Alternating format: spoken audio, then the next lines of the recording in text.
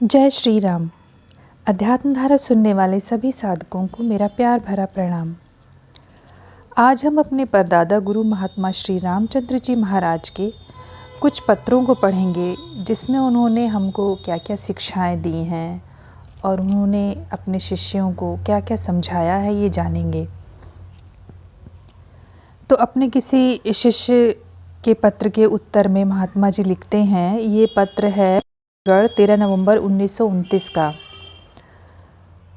उसमें लाला जी लिखते हैं कि नुक्श से खाली कोई बशर नहीं है, मतलब दोष या कमियों से खाली कोई भी मनुष्य नहीं है। अगर मेरे पास भी ज़्यादा रहने का इत्तेफाक होता या अवसर मिलता तो मुझ में दूसरे किस्म के दोष निगाह में आ जाते, मगर असल मोहब्बत का जज्बा तो यह है कि दोस्त के सब ऐब और नुक्स हुनर ही नज़र आए। यह भी हो सकता है कि जो ऐब नज़र आते हों वह आपके लिए एक किस्म की हिदायत हों, क्योंकि अक्लमंद जो ऐब मालूम करें वह अपने आप में नहीं दाखिल होने देते हैं। यह भी होता है कि मुर्शिद की तालीम इस तरह पर होती है कि जो ऐब उनको दूसरों से छुड़वाना होते हैं उनको अपने ऊपर तारी करते हैं और जाहिर में मुरीदैन को कसदन दिखलाते हैं, जिनसे उनको इबरत हासिल हो। मतलब लाला जी ने ये कहा है कि जो भी ऐब आपको नज़र आते हैं उसमें एक किस्म की चेतावनी होती है, जो भी दूसरों में आपको नज़र आ रहे हैं। लेकिन अक्लमंद वही इंसान है जो उन ऐब को अपने अंदर दाखिल ना होने दे या अपने अंदर उन ऐबों को पैदा ना होने दे। और कभी कभी ये भी होता है कि गुरु की शिक्षा इस तरह से होती है कि जो दोष या कमियां उनको अपने शिष्यों से छुड़वानी होती हैं उनको वो जानबूझकर अपने ऊपर दिखाते हैं, जिससे कि उनके शिष्यों को शिक्षा मिले, वो उसको समझ सके। लाला जी का एक दूसरा ख़त है फ़तेहगढ़ 27 नवंबर 1929 का। उसमें वो अपने एक शिष्य से कहते हैं कि आपको शायद मालूम नहीं है कि दूसरों की बुराई उसी वक्त नज़र आती है जब वही बुराई अपने आप में भी मौजूद होती है। अगर इस उसूल से अगर आपको मालूम चल जाए कि फ़ला शख्स में इस किस्म की बुराई है या इस तरह का दोष है, फ़ौरन ही वह बुराई या दोष अपनी तरफ मंसूब कर लेना वाजिब है। मतलब तुरंत उसको यह सोच लीजिए कि वह दोष आप में भी है। इस अमल का तमाशा चंद रोज़ के बाद देखिए कि कुदरत से क्या नक्शा बदलता है। मतलब लाला जी ने ये कहा है कि जब तक खुद में दोष ना हो तब तक दूसरे में भी दोष दिखाई नहीं देते हैं। अगर दूसरे में आपको कोई दोष या कमियां नज़र आ रही हैं तो उसको तुरंत ही ये सोच लीजिए कि वह आपके अंदर भी हैं और उनको दूर करिए। तो कुछ ही दिनों में आपका नक्शा ऐसा बदल जाएगा कि आप क्या से क्या हो जाएंगे।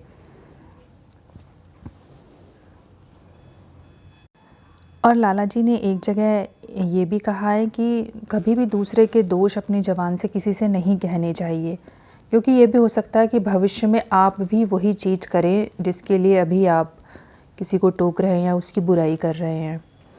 और ईश्वर पर्दापोश है, मतलब वो किसी के भी ऐब किसी पर खोलता नहीं है, इसीलिए आपको भी कोई हक़ नहीं है कि किसी की कमियां या किसी के दोष सबके सामने कहें। और लाला जी का एक ख़त है ये फ़तेहगढ़ 13 अक्टूबर 1924 का। इसमें वो अपने एक शिष्य से ये कह रहे हैं कि आपके हालात मालूम हुए, आपकी समझ में यह कभी आया कि फ़ला आपसे क्यों नाराज़ हैं और यह क्या हो गया है इस कदर। मैंने यह सुना है कि अहलकराम भी तुमसे दर पर्दा दिल में नाराज़ हैं और तुमको अच्छा आदमी नहीं समझते हैं। प्रेम के लिहाज से तुम्हारे मुंह पर तुम्हारी सी कह देते हैं। अगर ऐसा है तो गौर कीजिए और खूब गौर कीजिए कि आप में क्या नुक्स हैं।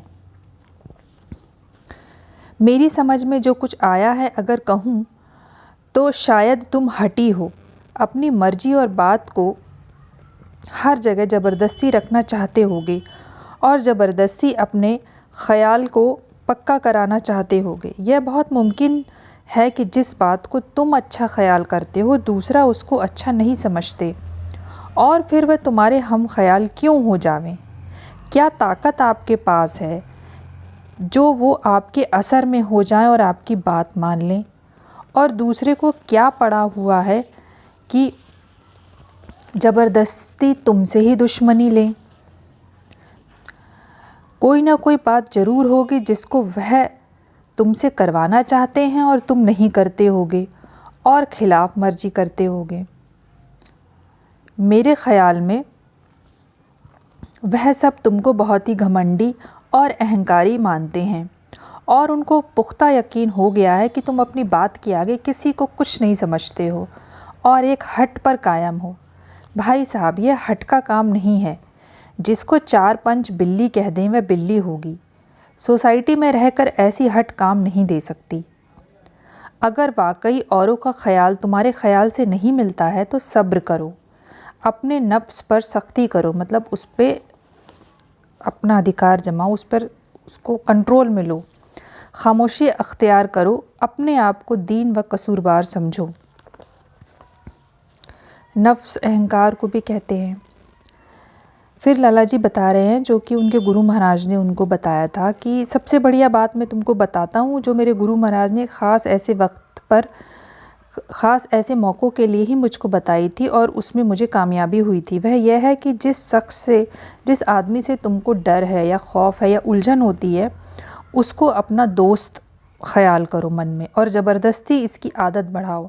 अकेले में बैठकर बिना गैप किए थोड़ी देर यह ध्यान किया करो कि वह मेरा दोस्त है, बहुत ही ज़्यादा मेरी उसकी दोस्ती है, प्रेम है, और उसकी शक्ल को अपने सामने लाओ और यह ख़याल करो कि उसकी तरफ से जो भी बुराई के विचार थे वह निकल गए और तुम्हारी प्रेम के विचार उसके अंदर समा गए हैं।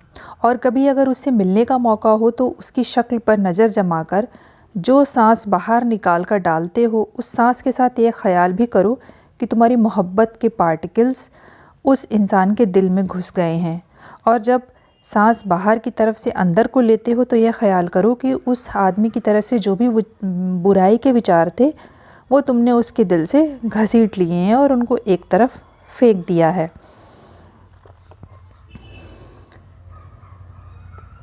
और फिर ये लिखते हैं लाला जी कि अगर ऐसा अमल करोगे तो फिर थोड़े ही दिनों में तुम ताज्जुब करोगे कि क्या से क्या हो गया और तुम्हारी नफ़रत की शक्ल प्रेम की शक्ल में बदल जाएगी।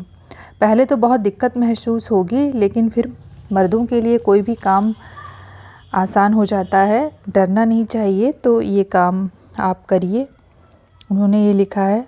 और फिर उसके आगे लिखा है कि भाई साहब, आप जिल्लत का लफ्ज़ इस्तेमाल कर रहे हैं। जिल्लत मतलब बेइज्जती, अपमान। नौकरी कौन सी इज्जत की चीज़ है? अगर आप अपनी जिल्लत ख्याल करते हैं तो उसकी तह में इज्जत छुपी हुई है। जिल्लत और इज्जत सब संबंधी, एक दूसरे से संबंधित शब्द हैं। अगर आपको इज्जत का ख्याल है, इसीलिए दूसरों के मुताल्लिक आपके लिए ज़िल्लत है। अगर दूसरों की आप इज्जत करें और अपने को जलील ख्याल करें तो आपकी इज्जत होगी। मतलब दूसरे शब्दों में ऐसे समझिए कि आप अपनी खुद इज्जत करें। अपनी खुद इज्जत करना क्या है? दूसरों को छोटा या नीचा या जलील ना समझना, किसी के मामलात में दखल दर माकूलात ना करना, मतलब किसी के भी मामले में ज़बरदस्ती ना घुसना, खुदाई फौजदार ना होना, किसी के भेद ना खोलना, किसी से ना कहना, दूसरों की बात पर अपनी बात को बढ़ावा ना देना या तरजीह, मतलब कि मेरी बात ही सही है, बहस ना करना, हुज्जत ना करना, पक्षपात ना करना, अपने आप को यह साबित ना करना कि मुझको दरअसल यह बात सही मालूम है और बाकी सारे जो बात कर रहे हैं वो सारे गलत हैं।